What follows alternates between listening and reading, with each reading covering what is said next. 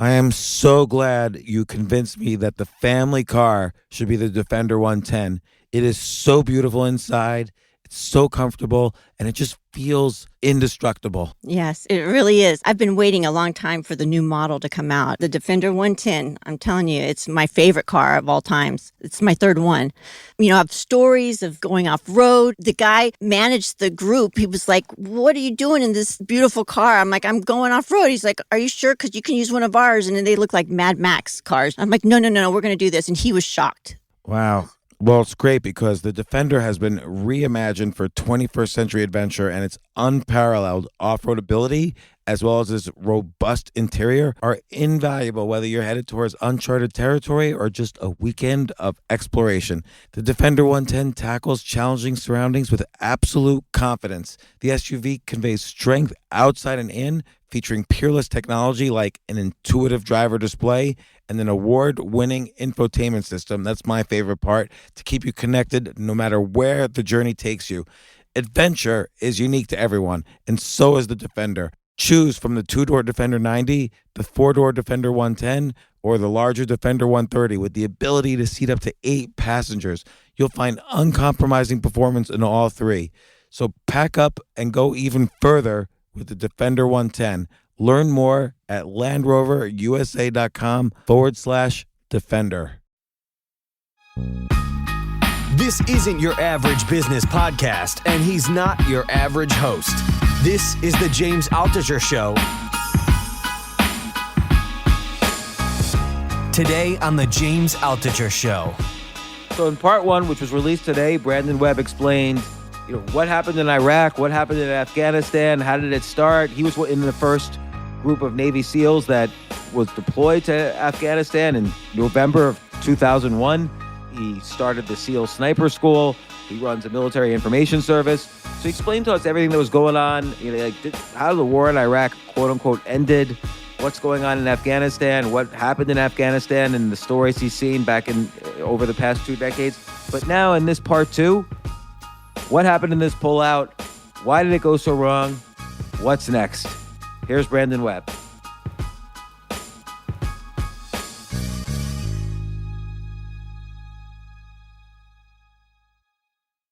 So what's going on? So we decided to get out of Afghanistan a decade or so ago.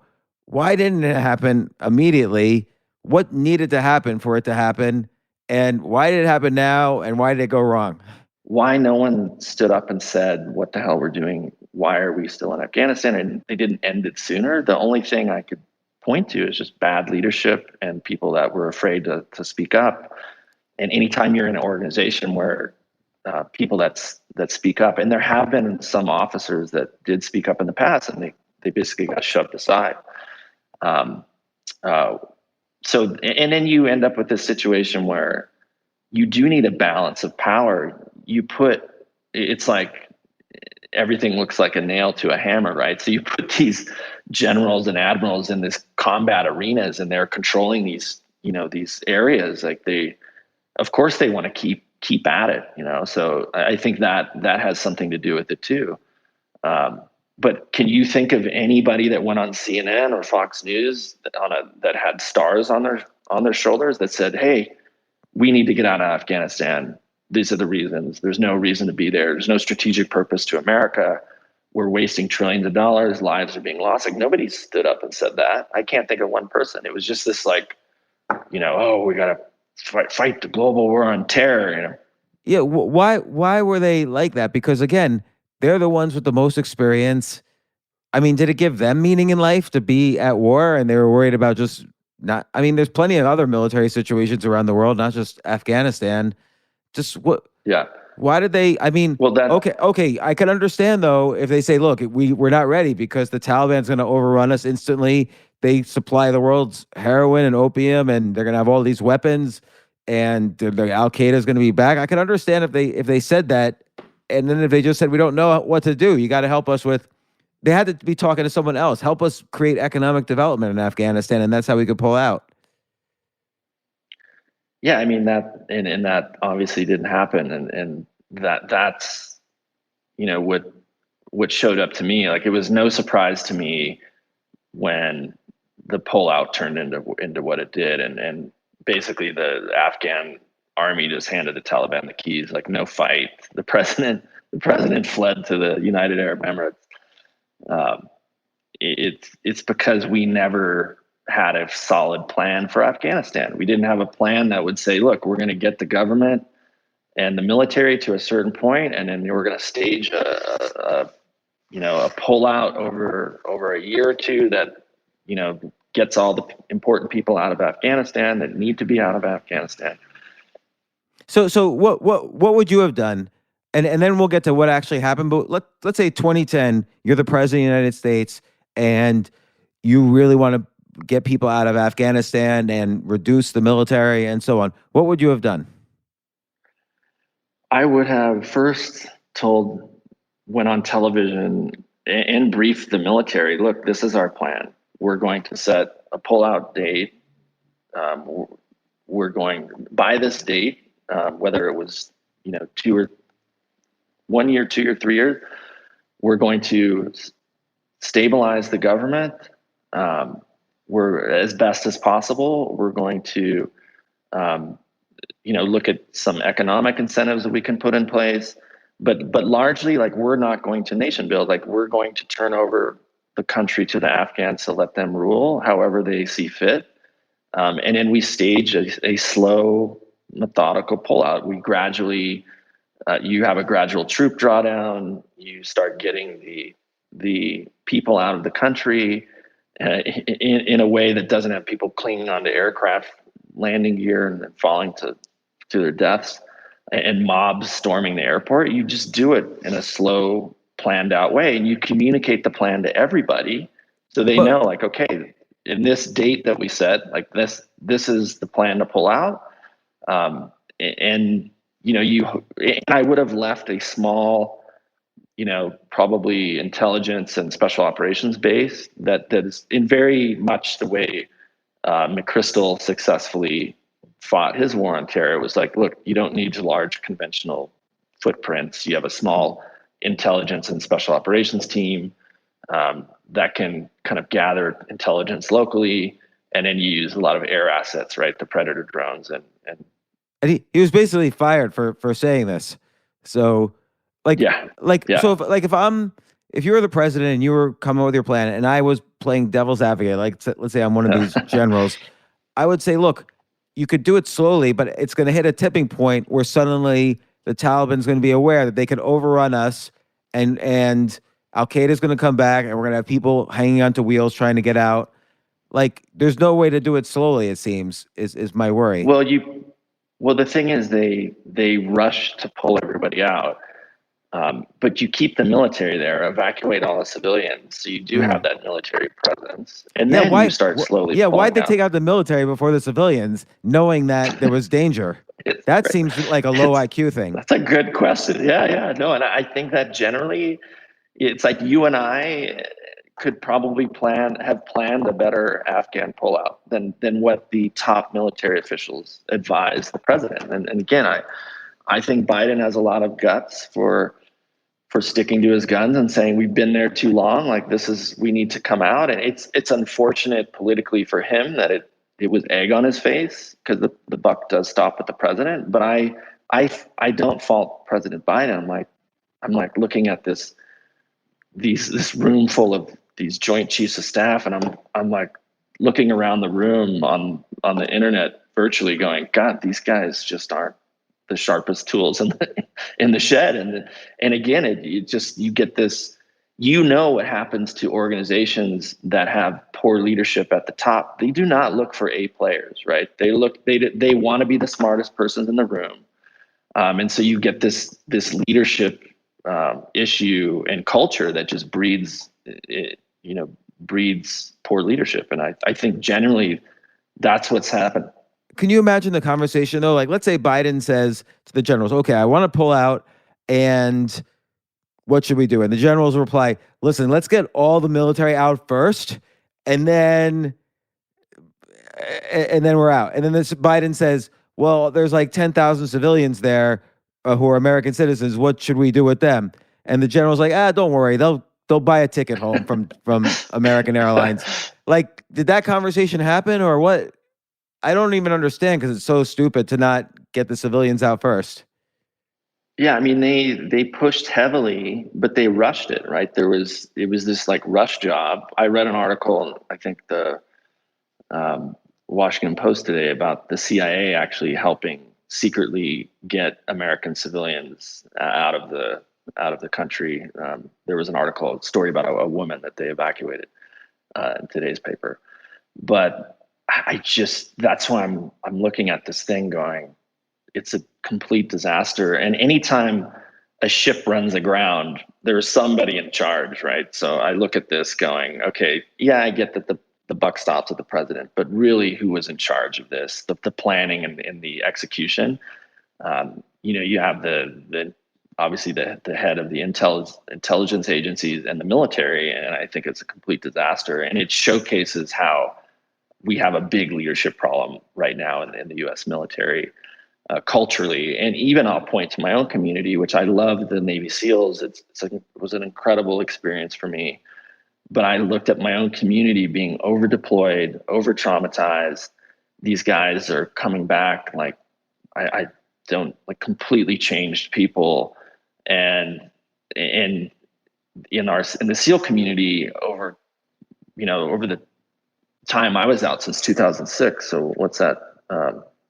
Over 14 years, I've seen issues that with war crimes, they sent a whole SEAL platoon back from Iraq that were drunk and disorderly. Like, this is crazy stuff. Then you have everybody knows about the Eddie Gallagher situation. I don't even blame Gallagher. Well, what's the Eddie Gallagher situation? He was like a SEAL that was brought up on war crime charges. And his platoon testified against him. Like, it was bad stuff all over the news media, New York Times. If you Google Eddie Gallagher. So all this stuff is happening. The SEALs got investigated by NCIS for stealing Captain Phillips $30,000 in the lifeboat after they shot and killed the pirates holding him. It's like all this stuff. And then just, I think earlier this year, the SEAL admiral in charge of war crimes says, you know what, I think we may have a cultural problem in the SEAL teams that we need to deal with. I was just like face palming myself going, you think we have a problem? Like, this is a serious, huge problem. And how could you not see that the cultural degradation and a community that was once, one of the top military special operations community in the world, had just been over deployed, over traumatized, and had on many cases, poor leadership. And then the admiral is like, "Oh, we have a problem." You think? I mean, even if you're willing to say, "Listen, we've kind of messed up. We didn't really nation build. We don't know how to do it. The Taliban's going to take back over, and we'll see what happens. We'll hope for the best, but whatever." Even if you think that, you still would think, okay, we're going to pull out, but let's get the civilians out first. That's the part I don't really understand. Yeah, no, it's a great question. One I would ask myself if I was in the White House press room. Has any press conference asked Biden this? I don't know. Yeah, I honestly don't know. But that's a great question. And then now you look at, the thing that was going on behind the scenes that we also reported on at SOFRA was the Chinese influence, right? Like, Chinese very publicly embracing the Taliban. What you don't see in public is their intelligence mechanism behind the Taliban. And basically, I think the reason that the Taliban took over the entire country so quickly is because they had the backing of the Chinese, both militarily, but also with the intelligence being provided, and the fact that they knew they've got this ally in China. So the U.S. is kind of like scurrying off and not itching to pick a fight with the Chinese. So China has more influence in the region. So what? So sure. And this is where I'm just like, maybe because I don't give a shit, and like a lot of people do, but like, why does China care so much about having Afghanistan? Like, nobody, Russia tried, obviously the US tried. China is being much more smooth about it. Like, they're giving money and intelligence and resources. They're not just invading them because they don't care about anything. They just want, I guess they want natural resources. But what do they want out of Afghanistan? Like, why do they care? Yeah, that's a great question, and something that we're digging in deeper, and I'm thinking about myself lately, is why, other than more influence in the region, which seems to make sense, but at the core of it, like, what are they truly after? So there must be something or some things. Well, are there like in Africa, they're giving a ton of money to every country. They're building roads, and they're getting back. They're getting back interest payments on the debt, and B, they're getting back natural resources, minerals. Like China, like everybody, the whole world lives on rare earth minerals. Africa's one source. But does Afghanistan have a lot of these resources, or maybe the Chinese want to be involved in the opium trade, to the west or something? That could be. I don't know. What is their strategic plan here?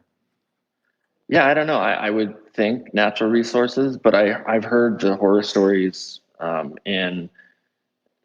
Africa, right? From friends from some of these countries where the Chinese will come in and pave all these nice roads, and then 5 years the roads start crumbling, and the local government realizes we don't have any infrastructure to maintain what the Chinese have built, and it all starts falling apart. So and they are brutal about, like, anyone that's fans of Star Trek. I think of the Chinese like the Borg. They just move in and just rape every natural resource, the local fisheries. I actually have a classmate of mine, Thibault. He's a young French guy that, through a long, funny story, ended up in Guinea and chased this girl that he fell in love with, quit his finance job in London, and parents were like, "You're crazy."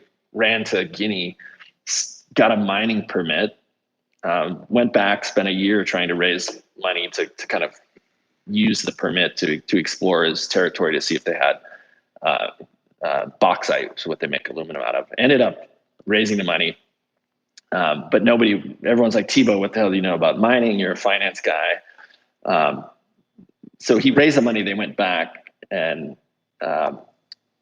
they found there was a huge deposit of bauxite. And again, he got met with the same thing. "Thibault, well, what the hell do you know about mining?"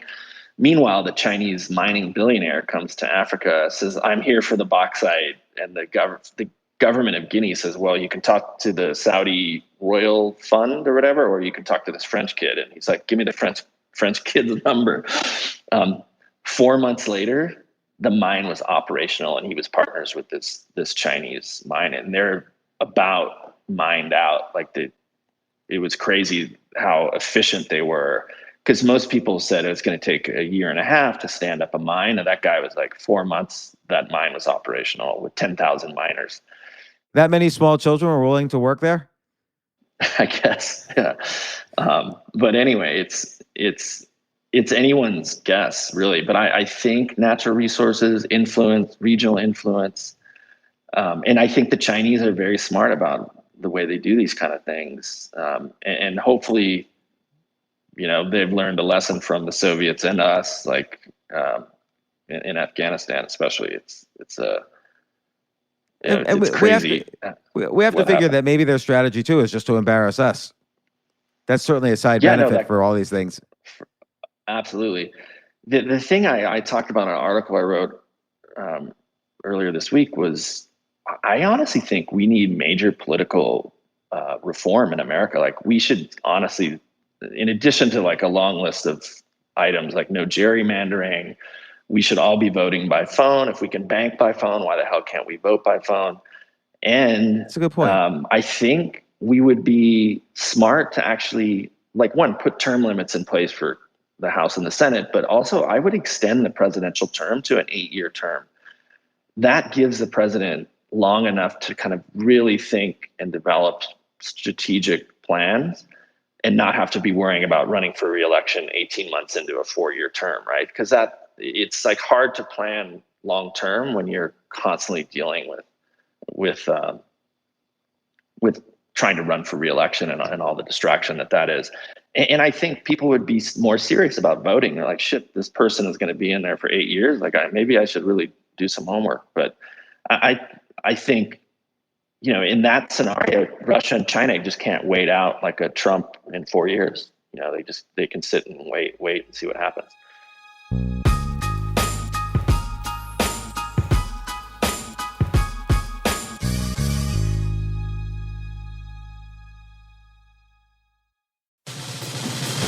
These days, we're all investors, trying to be smart with our money despite our worst impulses. But at iShares, we believe that deep down inside of every investor is a better investor.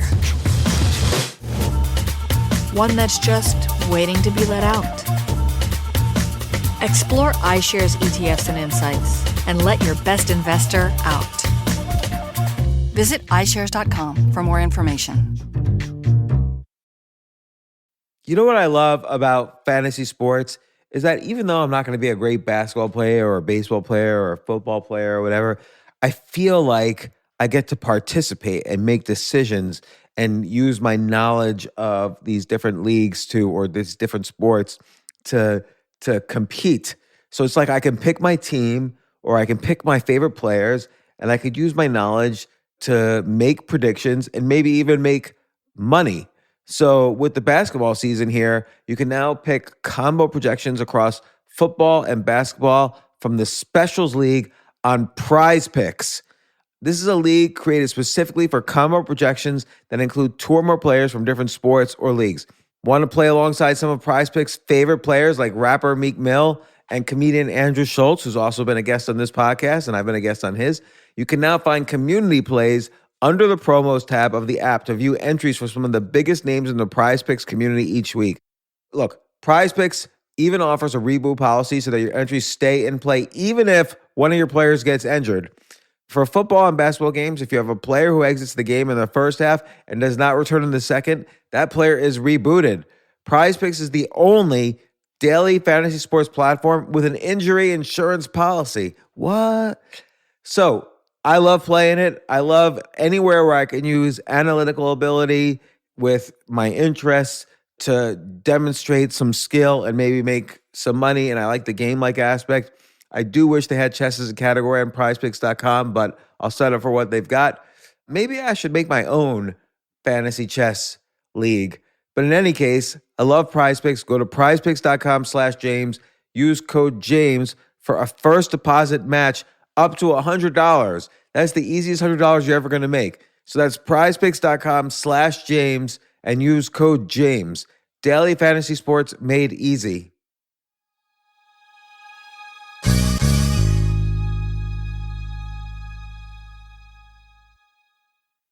The future of learning is definitely online. Like, it's such BS that you have to spend $200,000 or take $200,000 in loans and go to some fancy school when it's useless. It doesn't guarantee you a job. Most employers, including me, do not care about degrees or grades or anything like that. We want to care that you love what you're doing, that you know what you're doing, in some cases that you have experience or that you're willing to learn. But people in general love learning and are curious. Like, the key to success is curiosity. And I think masterclass.com is the perfect model for online learning. I'm really happy they're sponsoring this episode. If you're going to give a gift, give the gift of learning. Masterclass makes a meaningful gift this season for you and anyone on your list, because both of you can learn from the best to become your best, from leadership to effective communication to cooking. Let me tell you some of the classes I've taken. I've taken comedy from Steve Martin. I mean, can you believe I can take a class from Steve Martin on comedy, or Judd Apatow, my favorite comedy director? I could take an actual class from him on writing. Wolfgang Puck on cooking. Dan Brown on writing, or Judy Bloom, who's been on this podcast, on writing. By the way, Wolfgang Puck also has been on this podcast. It's such a pleasure. I try to take classes all the time from masterclass.com. And whether you're watching Masterclass on TV or listening in audio mode in the app or on their site, the quality speaks for itself. It's like these Masterclass instructors are your own personal mentors that are going to help you reach the next level. How much would it cost to take one-on-one classes on comedy from Steve Martin or on chess from Gary Kasparov? You just wouldn't be able to do it. But it would cost hundreds of thousands of dollars. With a Masterclass annual membership, it's $10 a month. Memberships start at $120 a year for unlimited access to one-on-one classes with all 180 plus masterclass instructors. So it's not just $120 for one instructor. You get all 180 plus masterclass instructors. Boost your confidence and find practical takeaways you can apply to your life and at work. And if you own a business or are a team leader, use Masterclass to empower and create future-ready employees and leaders. That's the real education in today's world. So this holiday season, you can give one annual membership and get one free at masterclass.com/JAS. JAS, of course, stands for the James Altucher Show. So right now you can get 2 memberships for the price of one at masterclass.com/JAS. Masterclass.com/JAS. Offer terms apply.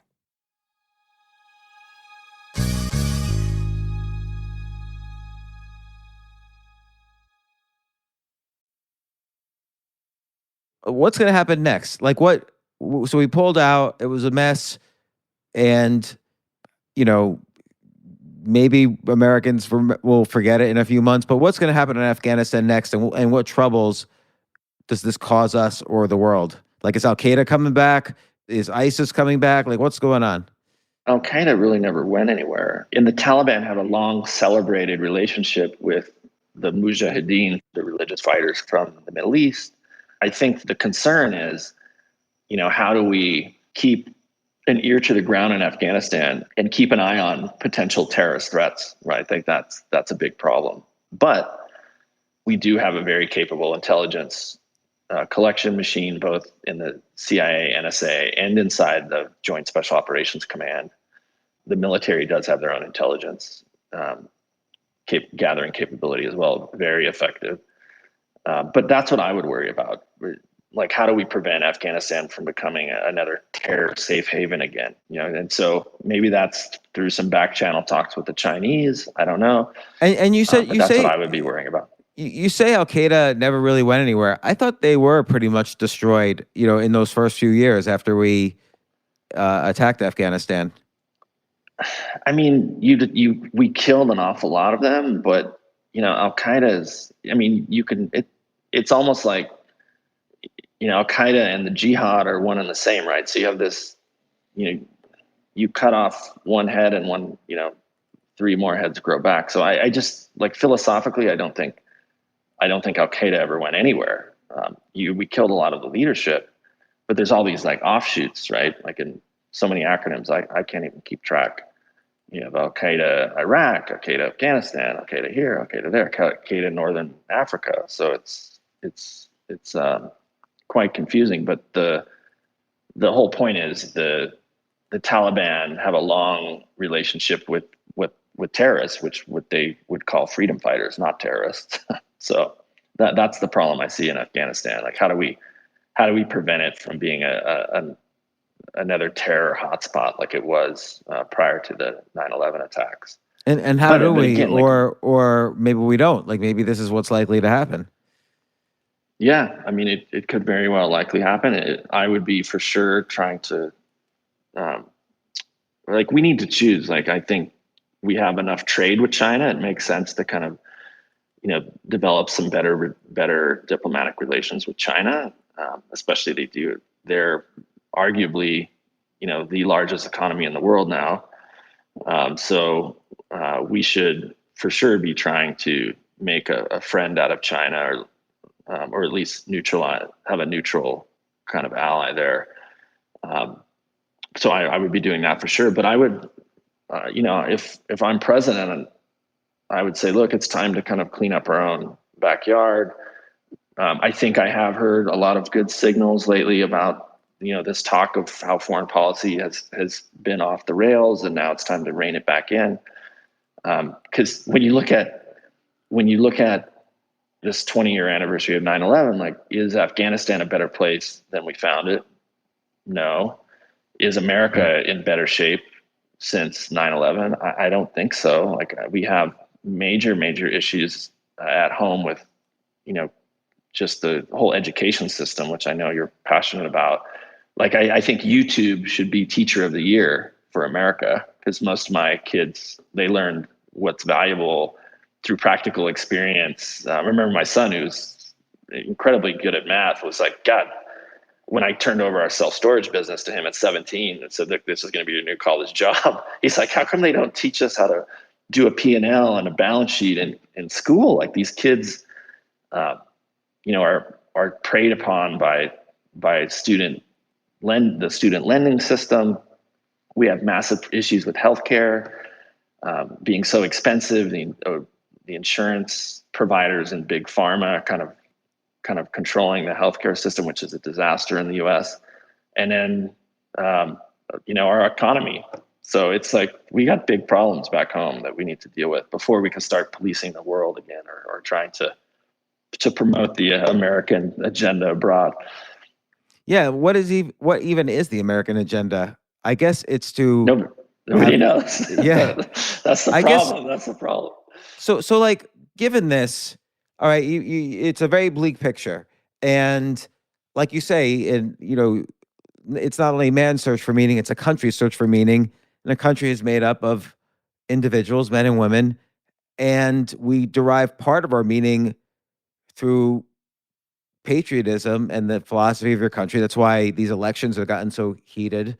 And how do we live a good life, given that not only are mistakes made, they're not just made by one person, they're made by like a culture of people over decades. And we've kind of like drove ourselves into a corner, and it's hard to back out. Like, as an individual, how do you personally deal with it? Or how should I deal with it? Like, I deal with it by kind of not paying that much attention to the news. And I saw how angry people got during the election. It's just not worth it to me to be that angry ever. So how do you personally deal with the fact that things are a mess? That we have to, but by the way, we're paying for it. We pay 60% of our income in taxes.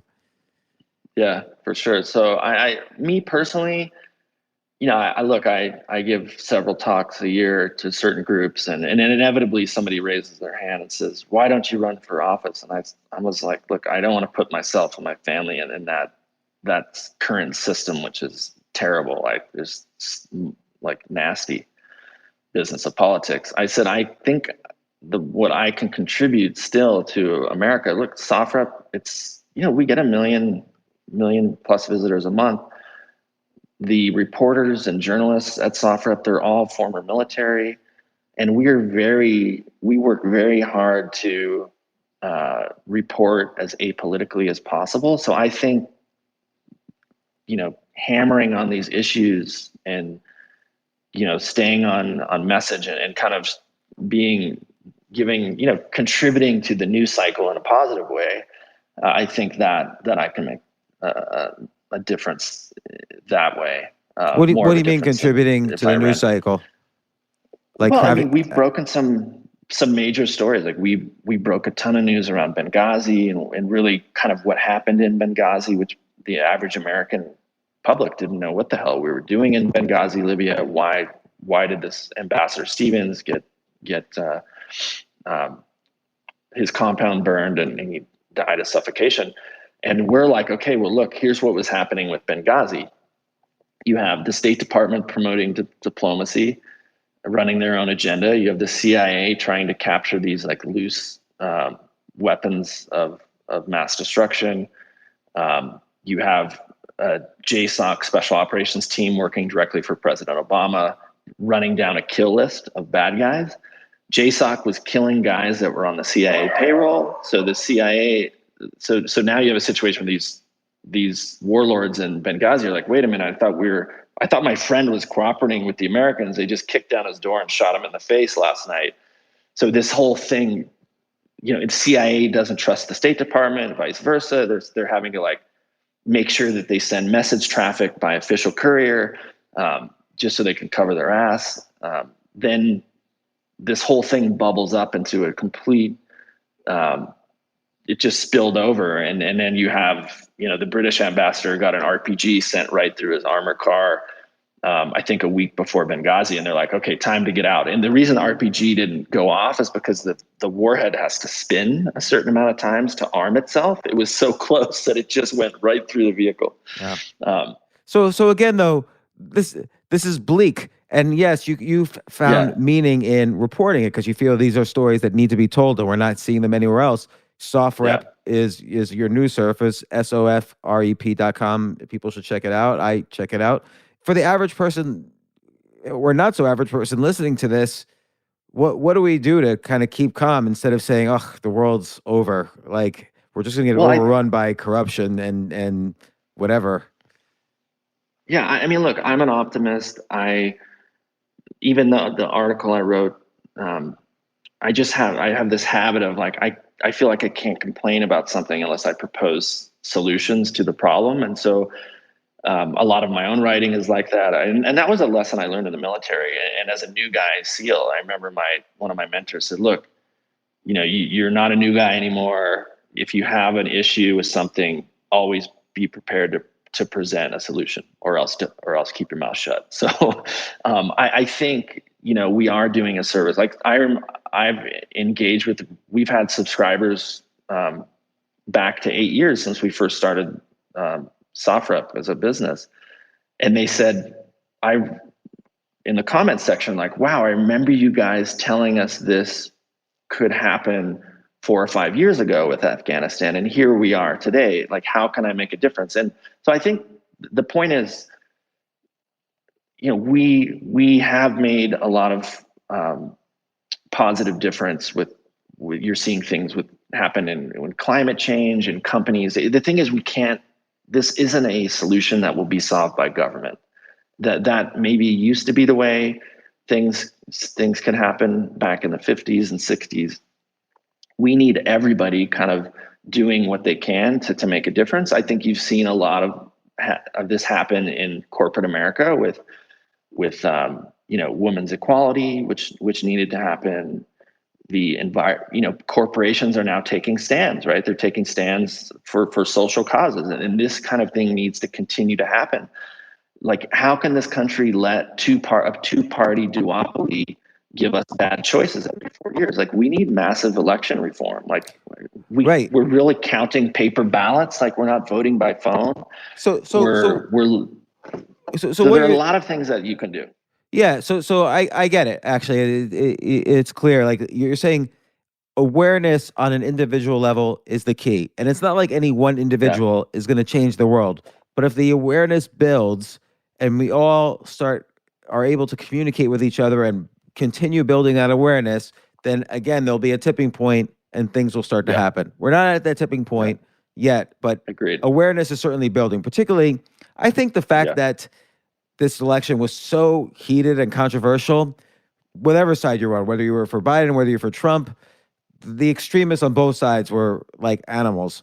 And I think that created a lot of awareness when 200 million, voting Americans said, "Whoa, this trend has to go the other way at some point. Like, it's not healthy." Yeah. I hope they said that, at least I said that, but I hope others did as well. And I think many did. So, but anyway, Brandon, this is like the 80th time you've been on the podcast. Last time was just a few weeks ago for your first novel, Steel Fear. Yeah. How's the novel doing? It's doing great. We're getting great reviews. I talked to Ben Smith, our producer who did all the Jason Bourne movies. I talked to him this Wednesday about getting the series. We sold to Peacock. So hopefully we kick off the filming in 2022 and get the series going. John and I just finished book 2, so we turned in the draft. Gosh. When's that coming out? It'll come out next year sometime. We don't have an exact date, but it'll be next year. So excited about that. And some good stuff. We got a great SEAL versus Navy SEAL scene. I just wrote the final fight scene, so it's pretty intense. Oh, excellent. How do you write a fight scene without making it too like he hit him and then he hit him? Well, when I wrote the final scene, I'm like, okay, I plotted it all out. Like you build the plot now. I'm like, okay, well, I know how this is going to end. So how do I get to the ending? And I thought, okay, well, there's got to be guns involved. So it's guns, edged weapons, dirty hand-to-hand combat. And so kind of like working through those scenarios to get to the final, just like raw animalistic, face-to-face fight scene is pretty intense. Well, I can't wait to read it. Yeah, it's a good one. And also you've been on the podcast for many of your other books, The Killing School, which was your book about starting the sniper school in the SEALs, your book Mastering Fear, The Red Circle, Total Focus, and others. So people should check out your stuff, but in particular, I really enjoy SOFREP, SOFREP.com to get as a news source. It's a real news source. And Brandon, thanks for explaining this to me, because I feel like most people, I sort of know what's going on, but it's been going on for 20 years. So you kind of lose track of the details, and you don't even want to, you get to a point where like, oh my gosh, is that still happening? Like, I don't even want to hear about that anymore. Yeah. But it was thrown in our face basically the month of the 20th anniversary of 9/11. So I wanted to know more. And thank you for explaining to me and all the listeners. I super appreciate, plus explaining Iraq and what was going on there. Yeah.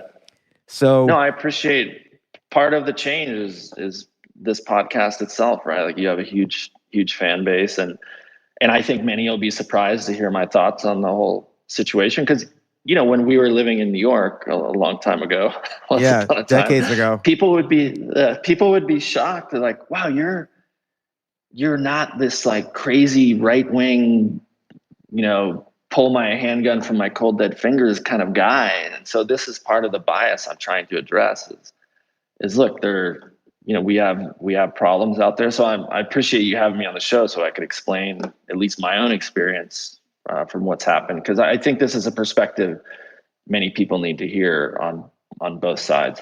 Yeah, I totally agree. Well, thanks again, Brandon. And of course, we will see you again soon. Thanks for having me.